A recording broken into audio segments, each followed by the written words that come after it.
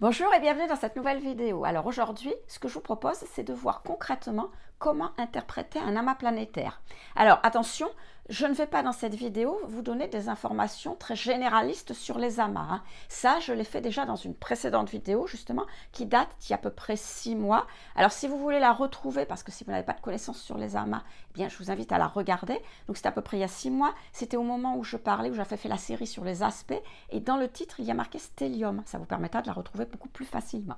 Alors, dans cette vidéo précédente, justement, d'il y a 6 mois, je vous expliquais justement ce que c'est un amas et je vous indiquais aussi comment les amas influencent votre thème et je le faisais signe par signe, c'est-à-dire signe par signe, quelles difficultés vous étiez susceptible de rencontrer justement, notamment grâce à cet amas qui se trouvait dans votre thème. Alors la plupart du temps, c'était important parce qu'on y retrouve souvent le Soleil, la Lune, le Soleil, Vénus et Mercure, qui sont 3 planètes qui se quittent très peu, donc il faut qu'il y ait au moins une 4e autre planète. Mais c'est vrai que le Soleil est souvent impliqué dans les amas, et donc c'est pour ça que c'est important à pouvoir interpréter. Donc c'est ce qu'on va faire aujourd'hui, encore une fois, on va le faire concrètement.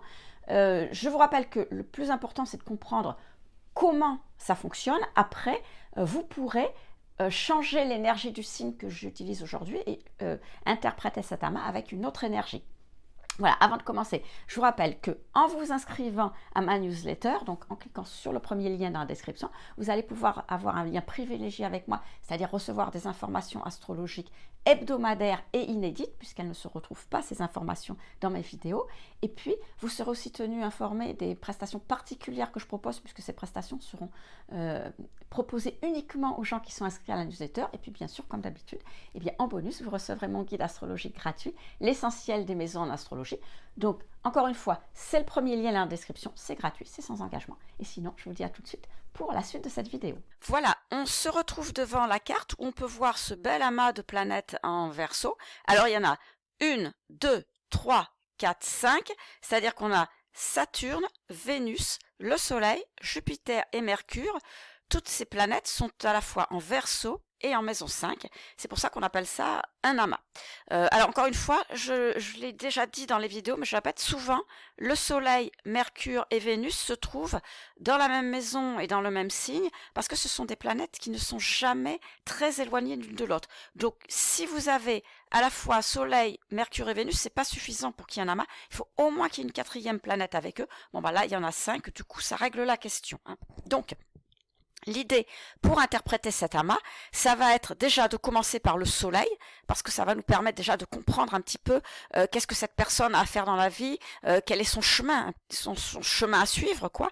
Et puis ensuite, eh bien, on ira voir les conjonctions avec les autres planètes justement de l'amas. Alors de l'amas, je vais penser à l'animal, mais non, de L''amas. Donc ici, il y en a 3. On a une conjonction entre le Soleil et Vénus, une conjonction entre le Soleil et Jupiter, et une conjonction entre le Soleil et Saturne. Et donc, l'idée, ça sera de voir comment ces conjonctions vont pouvoir influer justement sur l'interprétation du thème et sur l'interprétation de cet amas. Alors ici, comme on vient de le voir, on a un Soleil qui se trouve en maison 5 et en Verseau.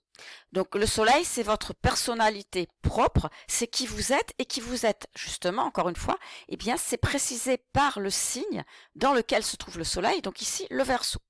Alors, quand on a un Soleil en Verseau, eh bien en général, on va avoir tendance à voir les choses d'une manière, on va dire, peut-être un peu originale, ou au moins différente par rapport aux gens qui vous entourent, c'est-à-dire que vous allez voir les choses à votre manière. Et souvent, une personne qui a un Soleil en Verseau va avoir l'impression d'être un peu différent par rapport justement à son entourage, proche ou moins proche, mais surtout les gens qui sont autour d'elle, parce que, eh bien, soit qu'elle s'intéresse à des choses différentes par rapport à ces gens-là, soit qu'elle ressent les choses différemment par rapport à ces gens-là, soit qu'elle pense différemment, mais bref, vous avez compris, elle va se sentir un petit peu en décalage par rapport aux gens qui l'entourent.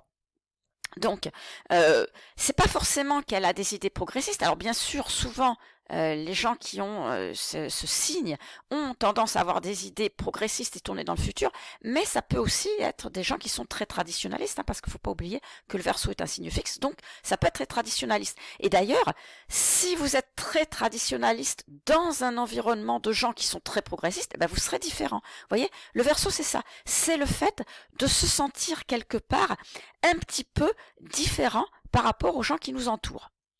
Alors, notre soleil, il est non seulement en Verseau, mais il est aussi en maison 5. Et la maison 5, c'est la maison des passions, c'est la maison de la créativité, c'est la maison de l'amour. Donc, vous voyez bien que dans cette maison, on doit s'exprimer. C'est l'expression de soi. C'est-à-dire qu'on doit exprimer à l'extérieur ce qu'on a à l'intérieur. Si on parle de l'amour, par exemple, eh bien, quand vous déclarez votre femme à la personne que vous aimez, votre flamme, pardon, je pensais à la femme, mais c'est ça. Quand vous déclarez votre flamme à la personne que vous aimez, que ce soit un homme ou que ce soit une femme d'ailleurs, peu importe, eh bien, vous allez exprimer quelque chose de vous. Vous allez exprimer les sentiments que vous avez à l'intérieur de vous. Et quand vous créez quelque chose, quand vous dessinez, quand vous faites de la cuisine ou tout ce que vous voulez, eh bien, c'est pareil. Vous exprimez quelque chose de vous. Donc cette maison 5, c'est la maison de la créativité, c'est la maison où on doit exprimer à l'extérieur ce qu'on est à l'intérieur, mais on doit exprimer ce qu'on est réellement. C'est-à-dire qu'on ne doit pas exprimer quelque chose de faux, on doit vraiment exprimer qui l'on est vraiment. Donc quand on a un soleil en maison 5, ça va être essentiel pour s'épanouir que la personne soit appréciée pour elle-même, pour ce qu'elle a exprimé, et dans la mesure où ce qu'elle a exprimé c'était elle-même, donc qu'elle soit appréciée pour ça. C'est pour ça que cette maison 5, dans cette maison 5, on expérimente l'estime de soi. C'est-à-dire que vous allez exprimer qui vous êtes, et si en retour, les gens apprécient ce que vous exprimez, eh bien, vous vous sentirez valorisé, ce qui remontera votre estime de vous. En revanche, si ce que vous exprimez dans cette maison 5, c'est-à-dire qui vous êtes, et que les gens n'apprécient pas ce que vous exprimez, eh bien, au contraire, vous vous sentirez dévalorisé, vous rabaissé parce que ce que vous êtes ne plaît pas aux autres. Et du coup, vous imaginez bien que ça va abaisser votre estime de vous. Alors là, je pense que vous commencez déjà à entrevoir les difficultés qui peuvent se présenter quand on a un soleil qui est à la fois en Verseau et en maison 5. C'est-à-dire que vous avez d'un côté l'énergie du Verseau qui va vous demander d'être authentique. Hein. Le Verseau doit absolument, il se sent différent, mais il doit être différent. C'est-à-dire qu'il vient sur Terre pour être différent. Il vient pas sur Terre, le Verseau, pour faire comme tout le monde. Non, il vient sur Terre pour faire comme lui, il pense qu'il faut faire. Donc, l'énergie Verseau demande à être authentique, pardon. En revanche, l'énergie de la maison 5, ce que demande la maison 5, c'est d'être apprécié. Donc, du coup, la bonne idée, quand on a un soleil en Verseau et en maison 5, ça va être de pouvoir exprimer sa vraie personnalité et d'être apprécié pour ça. C'est-à-dire qu'on va exprimer ses différences. Si on pense différemment, eh bien on exprimera ses pensées différentes. Si on ressent les choses différemment, eh bien on exprimera ses ressentis différents. On exprimera ses manières de faire différentes. Enfin, tout ce que vous pouvez faire, dire, être de différent, il faudra l'exprimer et il faudra à la limite l'assumer même, parce qu'il faudra que vous soyez apprécié pour ça. Alors, vous allez me dire, bah oui, mais c'est difficile parce que s'il y a des gens à qui ça plaît pas, bah forcément, hein, c'est clair que vous aurez des gens autour de vous à qui ça plaît pas parce que on peut pas plaire à tout le monde, comme on dit. Eh bien, s'il y a des gens qui n'apprécient pas ce que vous dites, ce que vous faites, ce que vous pensez ou tout le reste, eh bien, tant pis. C'est pas grave, vous ne vous en occupez pas. Alors je dis pas que vous les quittez parce que ça dépend, si c'est de la famille proche ça va être difficile, mais tant pis, bah, vous discutez pas avec eux, vous les laissez faire, vous en occupez pas, et puis vous allez vous rapprocher des gens qui apprécient vos différences, justement, ce que vous faites différemment, ce que vous dites différemment, et puis parce que c'est avec ces gens-là que vous allez pouvoir justement développer votre estime de vous.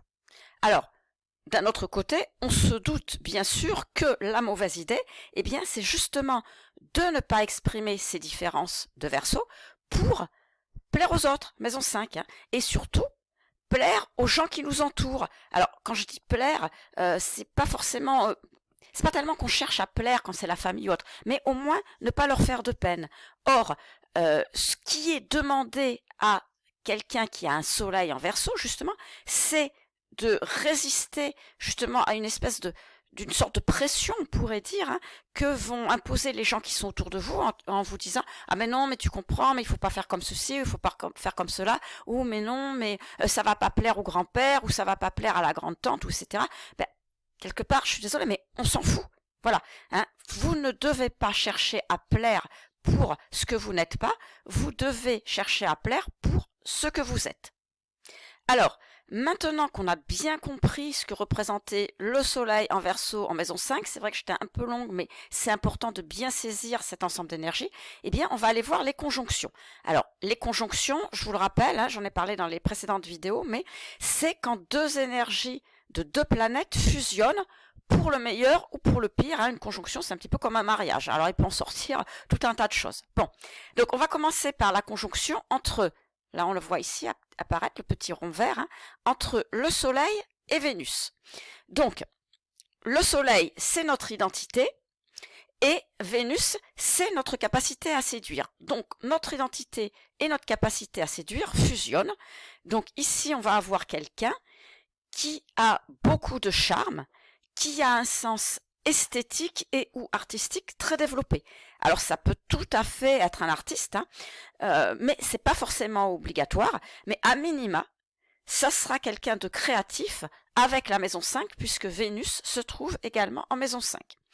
Et comme Vénus est également en Verseau aussi, bien sûr, hein, on va dire que ça va être typiquement le cas de quelqu'un qui, quand il ou quand elle va créer des choses, eh bien, ça sera forcément quelque chose d'original ou quelque chose de différent de ce qui se fait autour de lui. Mais vu que c'est Vénus eh bien, et que c'est la maison 5, même si cette personne crée des choses originales, eh bien, elle va plaire justement pour ça. Alors, ça peut être un artiste justement qui plaira parce que ses créations sont tout à fait différentes. Alors, ce qui veut bien dire que il va falloir faire attention à ce que le besoin de plaire ne devienne pas plus important, hein, ça c'est en rapport avec la maison 5, ne devienne pas si important qu'on en oublie d'être authentique ou original, ou même, pire encore, qu'on évite d'être authentique ou original. Alors, si maintenant on regarde la conjonction entre le Soleil et Jupiter, voilà ici, hein. Alors le Soleil, c'est toujours la personnalité, bien sûr, et donc la personnalité va fusionner avec Jupiter qui représente la réussite. Donc, clairement, on va avoir quelqu'un qui va être assez populaire. Mais en même temps, attention, on va avoir quelqu'un qui aura besoin d'énormément de reconnaissance sociale, de reconnaissance de la part des gens qui l'entourent. Pourquoi ? Parce que le défi de Jupiter, ici, c'est d'arriver à développer suffisamment de confiance en soi pour suivre son chemin, justement. Donc ici, il y a de réelles possibilités de réussite, hein, on parle bien de Jupiter, dans tout ce qui va toucher à la création, parce que non seulement il y a la maison 5, mais il ne faut pas aussi oublier Vénus, donc possiblement aussi de l'artistique, et donc on a quelqu'un qui va s'épanouir en créant, mais attention, en créant des choses originales ou au moins différentes de ce qui se fait autour de lui. Et donc, c'est là qu'il va falloir faire attention, parce que Jupiter, c'est aussi Monsieur Plus, hein, vous savez, toujours plus, plus, plus, et là, on peut avoir besoin de toujours plus de reconnaissance sociale, et donc, créer des choses différentes de ce que les gens autour, ça peut ne pas plaire. Et ne pas plaire, eh bien, on va s'attaquer à la maison 5, et du coup, on peut être aussi, avec ce Jupiter, être très tenté de ne pas vraiment s'exprimer. Donc, encore une fois, avec cette conjonction Jupiter-Soleil, eh bien, l'authenticité représentée par le Verseau peut être sacrifiée sur l'autel de la popularité. Alors, il nous reste maintenant la dernière conjonction, la conjonction Soleil-Saturne. Alors le Soleil, c'est là où on rayonne, hein, bien sûr. Alors que Saturne, c'est la rigueur, c'est la restriction. Donc, avec cette conjonction entre Saturne et le Soleil, eh bien, l'extériorisation de soi demandée par la maison 5, hein, bien sûr, peut être bloquée, tout à fait bloquée par Saturne. Alors, pas définitivement, hein, parce que sinon, ça veut dire que dans cette vie, dans la vie représentée par ce thème, il n'y aurait pas d'évolution. Donc, ça ne sera pas définitif, mais Saturne va indiquer que vos plus grandes réussites viendront, c'est possible, à condition de passer les obstacles que l'on va mettre sur votre chemin. Alors, faut pas oublier que la réussite, c'est pas forcément Jupiter, c'est aussi Saturne. Alors, les deux, là, sont dans la même maison, donc la maison 5 et en Verseau, donc il y a une réelle possibilité, vraiment dans ce thème, de réussir quelque chose de très créatif, mais de très différent, à condition de passer, bien sûr, les obstacles qui vont se présenter sur le chemin. Et avec Saturne, les obstacles vont se matérialiser la plupart du temps par des peurs. Donc, avec un Saturne en Verseau et en maison 5, eh ben, ça sera typiquement, premièrement, la peur d'exprimer ce que l'on est de manière spécifique, ou alors, en deux, la peur d'être critiqué ou d'avoir tort. Donc, on voit bien ici que ce Saturne, finalement, va cristalliser et expliquer la principale difficulté de cet amas de planètes qui se trouve en Verseau, c'est-à-dire que il y a nécessité vraiment pour réussir à faire, à dire, à être, à penser, à exprimer des choses originales et nouvelles et innovantes et surtout différentes. Alors, je n'ai pas encore parlé de la cinquième planète, là, Mercure, que vous voyez ici, parce que tout simplement, elle n'est pas en conjonction avec le Soleil. Mais Mercure en Verseau en maison 5 indique aussi de son côté que l'on doit s'intéresser à des idées nouvelles et différentes, que l'on doit apprendre des choses nouvelles et différentes, et que surtout, on doit communiquer sur ces choses nouvelles et différentes. Alors, vous voyez bien que, finalement, maintenant qu'on a fait tout le tour de ces 5 planètes, le gros défi de cet amas, ça va être d'y arriver, et de ne pas mal utiliser les énergies de Vénus et de Jupiter qui indiquent que l'on a bien sûr un certain charme, que l'on a une certaine popularité et que ce que l'on fait plaît.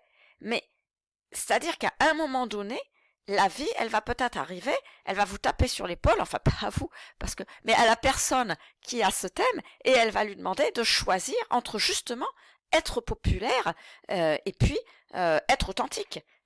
Il va lui demander justement de choisir entre être populaire et être soi-même, même si on doit être différent. Et puis tant pis, eh bien si les autres vous trouvent moins charmant.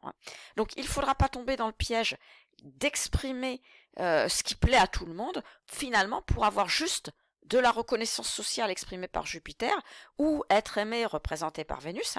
On doit exprimer quelque chose de différent, donc Verseau, différent des autres, sans chercher à être apprécié.